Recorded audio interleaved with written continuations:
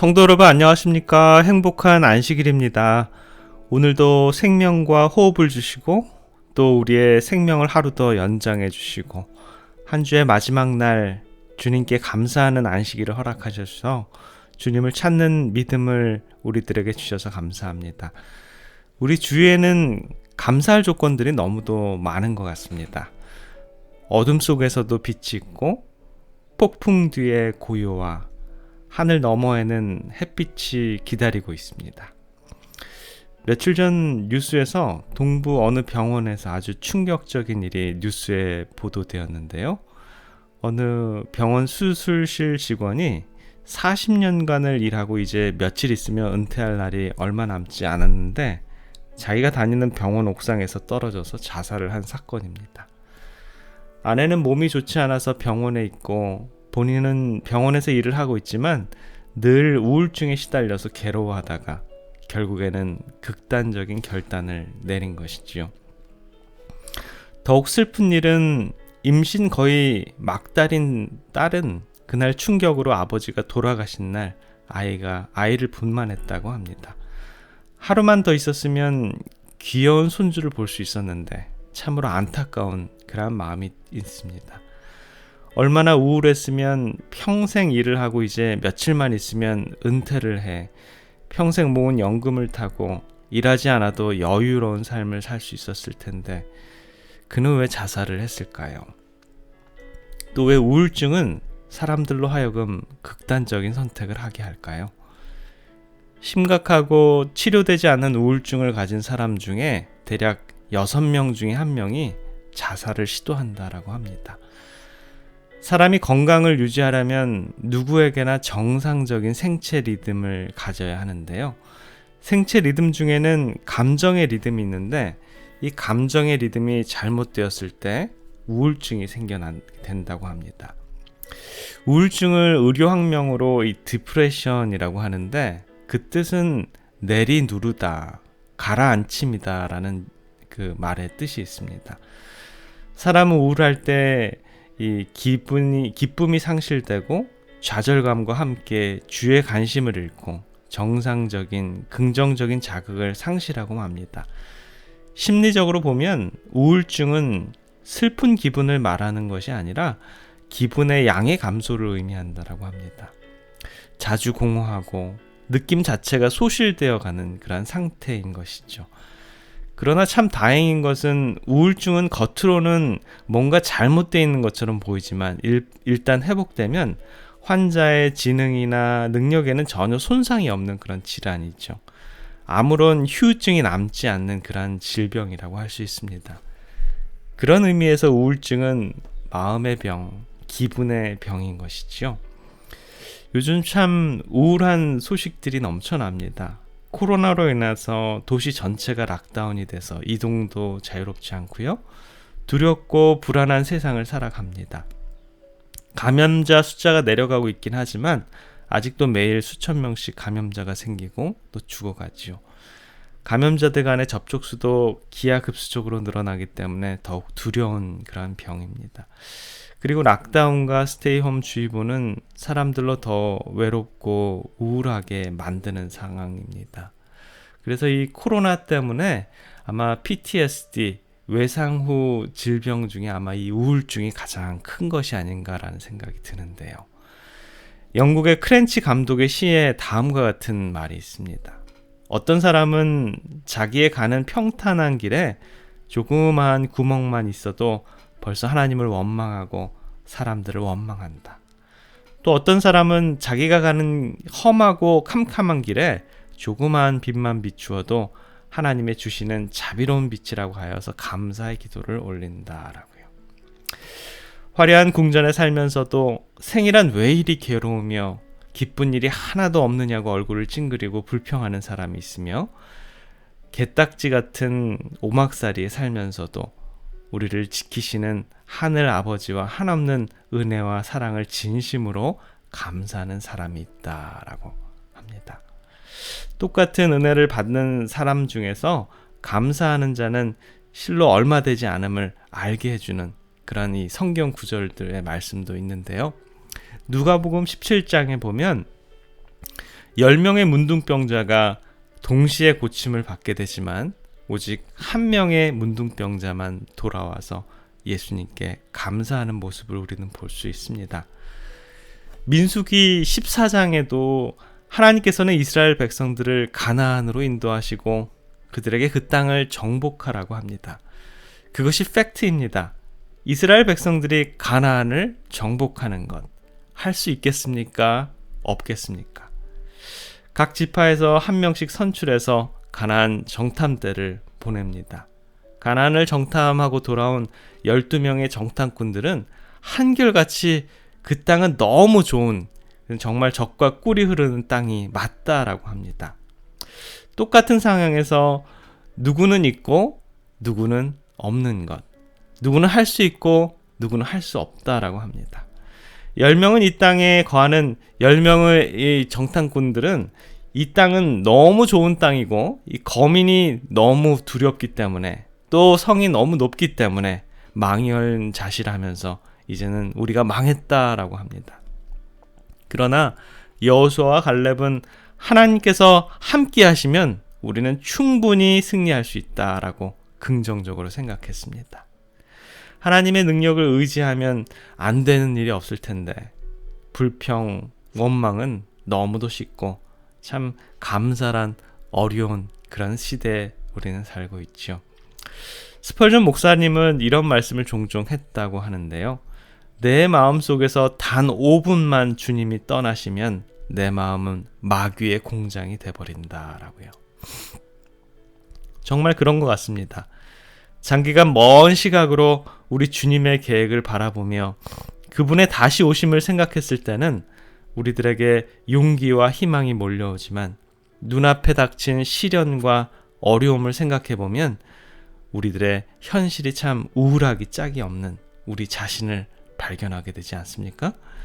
우리들에게 허락해 주신 그러한 위로의 말씀은 무엇입니까? 디모데후서 1장 7절에 보면 하나님이 우리에게 주신 것은 두려워하는 마음이 아니요 오직 능력과 사랑과 근신하는 마음이니. 맞습니다. 우리는 전혀 두려워할 필요가 없습니다. 하나님을 믿고 전진해 가면 우리 주님께서 우리들에게 길을 늘 활짝 열어줄 것이 확실합니다. 대표적으로 저와 여러분들이 다 알고 있는 유명한 작가가 우울증으로 인해서 목숨을 버린 예가 있는데요. 노벨 문학상을 탄 바 있는 이 해밍웨이는 사냥총으로 자살을 했는데 자살하기 직전에 이와 같은 유언을 남겼다라고 합니다. 나는 필라멘트가 끊어지고 전류가 흐르지 않는 텅 빈 전구처럼 고독하고 외롭다라고요. 우울한 사람들이 지니는 이 부정적인 사고를 분석해 보면 그 내용이 크게 세 가지로 나눌 수 있다라고 합니다. 즉 우울한 사람들은 자기 자신, 자기의 미래, 자신의 주변 환경을 부정적으로 평가하고 있는 이 독특한 사고방식을 가지고 있다는 것입니다. 이러한 세 가지 주제에 대한 독특한 사고 패턴을 인지 삼재라고 하고요. 영어로는 cognitive triad라고 합니다. 첫 번째는요. 우울한 사람들은 자기 자신에 대해서 부정적인 생각을 많이 가지고 있습니다. 나는 열등하다. 나는 참 무능하다. 나는 무가치하다. 나는 사랑받지 못할 거야.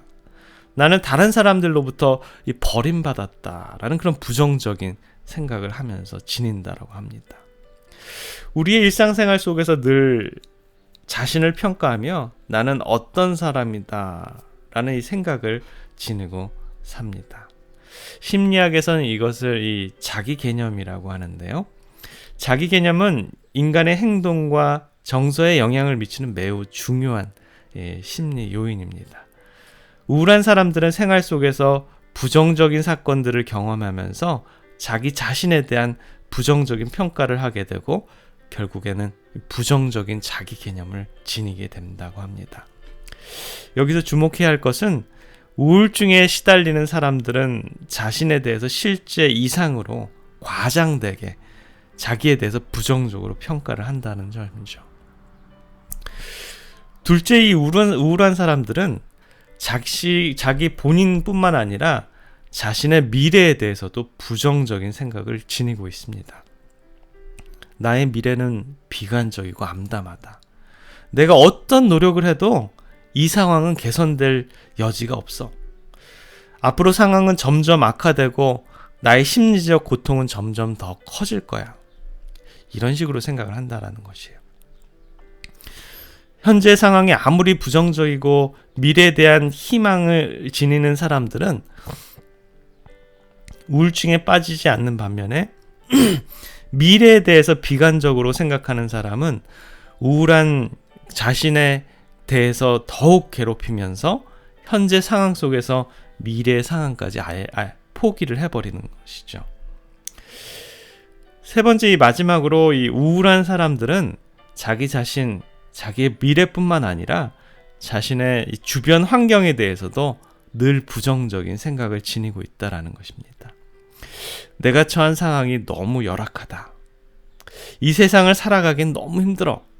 주변 사람들은 너무 이기적이고 경쟁적이며 적대적이야.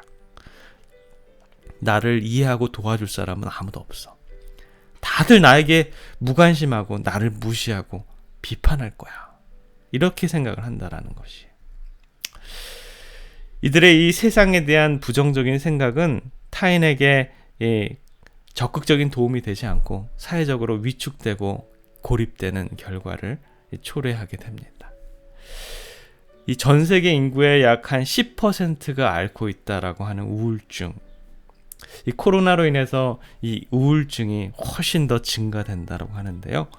이 우울증은 유전적인, 생물학적인, 심리적, 이 복합적인 요인에 의한 질병인데, 우울증의 치료는 심리적인 치료와 의학적인 치료도 있지만 그 치료 방법 중에서 가장 효과가 탁월한 치료 방법이 있는데 바로 이 신앙을 가지고 치료하는 방법이다라고 합니다. 어두운 밤에 전등을 켜면 순식간에 어둠이 사라지듯이 그 마음에 믿음의 신앙이 있으면 우울증인 어두운 마음이 물러가고 마음에 참 기쁨과 평안이 찾아올 수 있다라는 것입니다. 저와 여러분들이 이 신앙을 가지고 있다라는 것, 그거 참 좋은 것입니다. 이 우울증은요, 마음의 감기와 같은데요. 물질적으로 부유하면 부유할수록 우울증이 더 많아진다고 합니다. 물질적으로 부유하지 못하면 뭔가를 열심히 일을 해가지고 먹고 살아야 되고 또 내가 움직여야지 뭔가를 할 수 있기 때문에 이 우울할 새가 없는데 여유가 많으면 많을수록 이 우울증이 더 많다라고 합니다. 이는 그만큼 정신적으로 공허해지기 때문인데요. 더 이상 무엇을 이루고자 하는 목표가 없어질 때 이 우울증은 다가옵니다. 많은 그리스도인에게도 우울증이 올 수도 있습니다. 그렇다면 그리스도인들에게 과연 언제 우울증이 몰려오냐면요. 하나님께 바라는 것이 있는데 그 바라는 것들이 쉽게 이루어지지 않을 때 우리 마음속에 회의감이 찾아옵니다. 이 정도 기도했으면 이거 하나님께서 응답해 주셔야 되는 거 아닌가? 이쯤 이렇게 열심히 노력했으면 하나님께서 우리의 정성을 봐서라도 좀 우리의 기도를 좀 응답해 주고 우리의 뜻이 좀 이루어져야 되지 않을까라는 의구심이 생길 때라는 것이죠. 이 신앙적인 공허함이 몰려올 때 우리 그리스도인들에게도 우울증이 찾아옵니다. 그런 사람들의 대부분이 바로 진정 하나님을 만나지 못하고 신앙생활을 하고 있는 그런 경우가 많다라는 것입니다. 주님을 위해서 일을 했는데 이렇게 내가 열심히 노력을 했는데 내가 원하는 방법과 내가 원하는 때 하나님께서 우리의 기도의 응답을 우리들에게 보답으로 보여주지 않으면 자기 스스로가 우울증에 걸리게 된다라는 것입니다. 하지만 진정 하나님의 음성을 듣는 참 그리스도인들은 그런 우울증이 전혀 오지 않는다라는 것입니다. 왜냐하면 그러한 이 신앙인들에게는 분명한 목표가 있기 때문입니다. 저와 여러분들 목표가 있습니까? 진정 하나님께서 살아계시고 또 하나님께서 우리를 구원해 주시고 우리를 저 하늘로 인도해 주실 것이라는 것을 굳게 믿고 있기 때문이다라는 것이죠. 앤드류 머레이라는 분이 어둠 속에서 바른 길로 인도해 주시는 하나님의 말씀을 기억하기 위해서 몇 가지 목록을 작성하고 그 목록을 늘 가지고 다니면서 삶에 적용을 시키면서 살았습니다. 1895년에 그는 이 영국에서 등이 몹시 아파서 고생을 하고 있었습니다. 몇 년 전에 그가 부상을 당했기 때문인데요. 어느 날 아침 그가 방에서 아침 식사를 하고 있을 때 여관 주인이 들어왔습니다. 아래층에 묵고 있는 여자가 아주 큰 어려움을 당한다라는 그런 얘기를 하는데 혹시 무슨 좋은 방법이 없겠냐라고 이 앤드류한테 묻는 것입니다.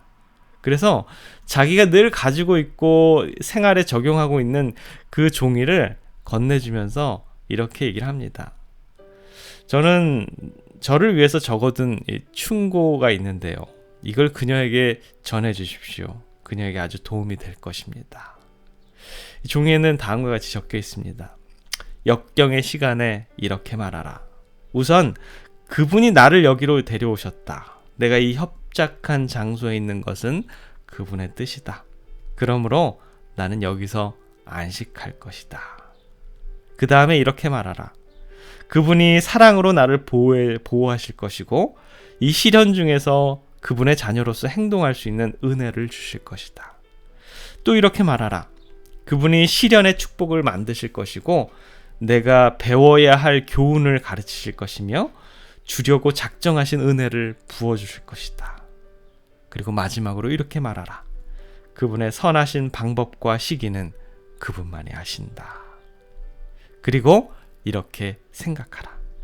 나는 하나님의 약속에 의해 하나님의 보호하심 가운데 하나님의 훈련 안에 마지막에 때를 기다리며 여기에 있다라고요.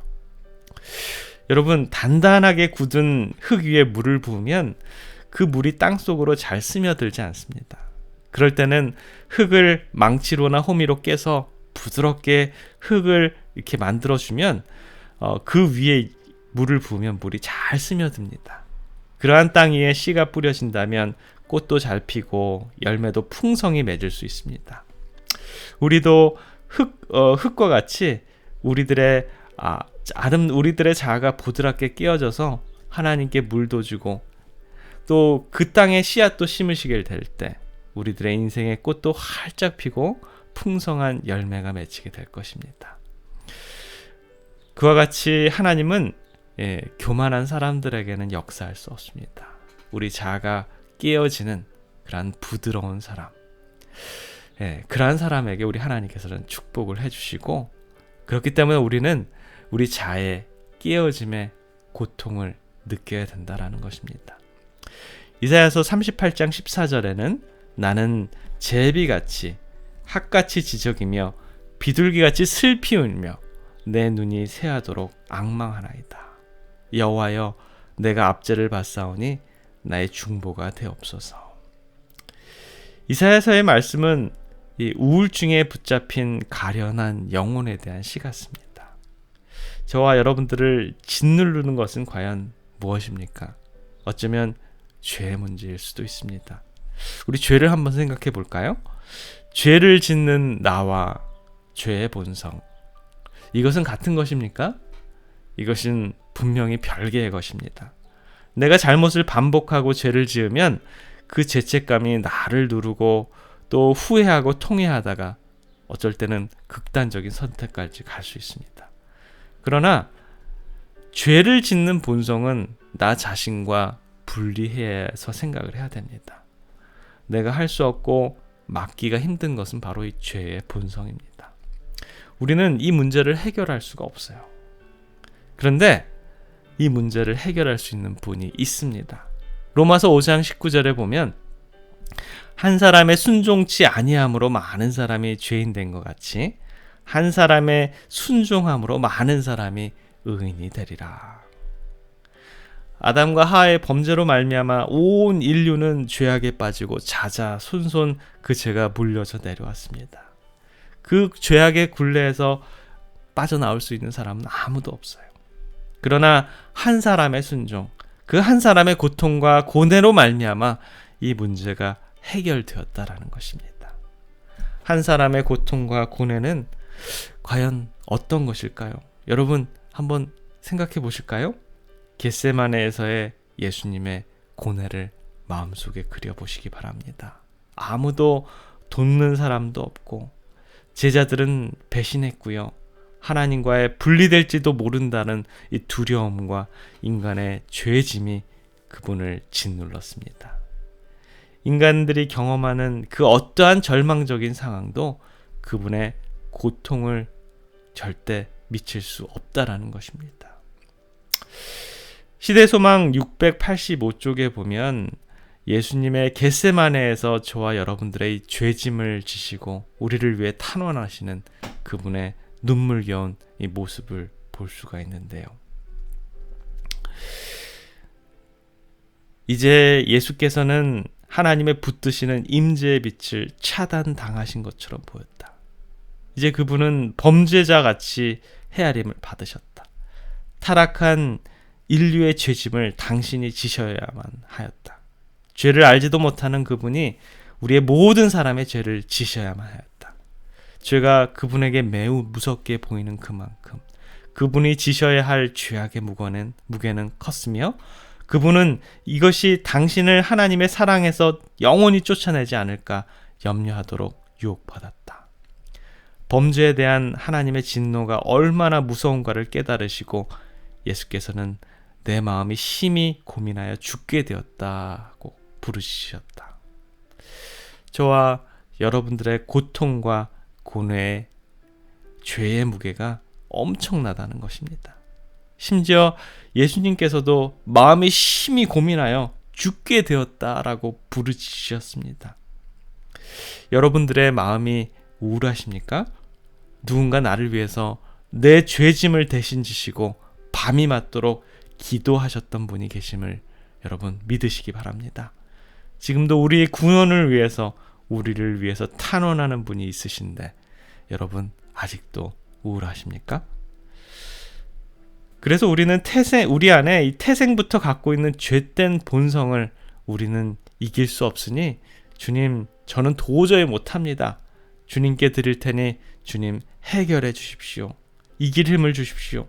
이 죄에서 멀어지도록 주님 저희들을 도와주십시오.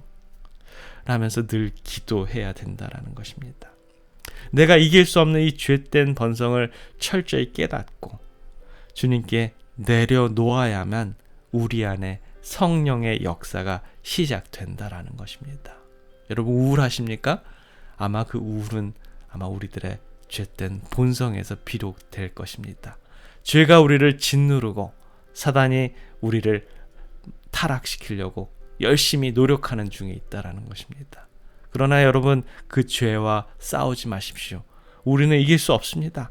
그냥 내려놓으십시오. 주님을 바라보시기 바랍니다. 알코올 중독자가 나 술을 끊을 수 있어. 내일부터 그만 마실 거야. 라고 하는 사람은 절대 못 끊습니다. 그러나 제가 모든 걸 다 해봐도 안 됩니다. 저는 이 술을 도저히 끊을 수가 없습니다. 저는 이제 포기합니다. 아무 방법이 없습니다. 주님 도와주세요. 하고 자신의 불가능한 그 마음을 인정할 때 하나님께서는 우리를 회복시켜 주실 것입니다. 우리가 생각해야 할 것은 우리의 자아가 깨어지더라도 그 고통을 두려워하지 말아야 한다는 것입니다. 가롯 유다를 보십시오. 그는 은삼십에 예수님을 팔고 형장에 서 계신 예수님을 바라보십니다. 시대소망 722페이지에 보면 유다는 이제 예수님의 발 앞에 엎드려 그분을 하나님의 아들이라고 인정하면서 그분께 당신 자신을 구원하라고 간청하였다. 구주께서는 당신을 판 자를 책망하지 않으셨다. 예수님은 유다가 회개하지 않았고 그의 자복 역시 그가 흠 없는 하나님의 아들을 팔고 이스라엘의 거룩한 신자를 부인하는 일에 대한 마음 찢는 깊은 슬픔을 느낀 데서 나온 것이 아니라 정죄에 대한 공포심과 장차 받을 심판에 대한 두려움으로 마음의 가책을 받아 어쩔 수 없이 한 것임을 아셨다. 그러나 예수님께서는 정죄의 말씀을 하지 않으셨다. 그분은 측은한 마음으로 유다를 바라보시면서 내가 이때를 위하여 이 세상을 왔노라고 말씀하셨다. 유다는 자기의 간청이 헛된 줄 알고 너무 늦었다, 너무 늦었다고 부르짖으며 재판정에서 뛰쳐나왔다. 그는 차마 예수께서 십자가에 못 박히시는 것을 볼 수 없다고 생각하여 나아가 절망 중에 스스로 목을 메어 죽었다. 그는 자신의 죄책감 때문에 목숨을 끊었습니다. 죄책감을 사단은 교묘하게, 절묘하게 이용합니다. 죄책감이 내 마음속에 들어오는 순간 나는 할 수 없습니다. 주님, 내 죄와 죄된 본성을 저는 도저히 이길 수 없습니다. 주님, 내 죄를 내려놓으니 주님의 영이 저에게 역사하여 주시옵소서 라고 우리는 이렇게 기도해야 된다는 것입니다. 우울증인 사람은 내가 이기려고 하고 모든 잘못의 주인공이 나라고 생각하고 나와 나의 헛된 본성을 분리하지 못합니다. 자꾸 나를 부정적인 존재로 보게 되는 것이죠. 나도 부정적이고 내 미래도 부정적이고 내 환경이 모두 부정적이다라고 생각을 합니다. 예수님께서 가롯 유다가 스스로 목숨을 끊기를 바라셨을까요? 아닙니다. 예수님께서 유다에게 정죄의 말씀을 하지 않으셨어요. 그분은 측은한 마음으로 유다를 바라보시면서 내가 이때를 위하여 세상에 왔노라고 말씀합니다.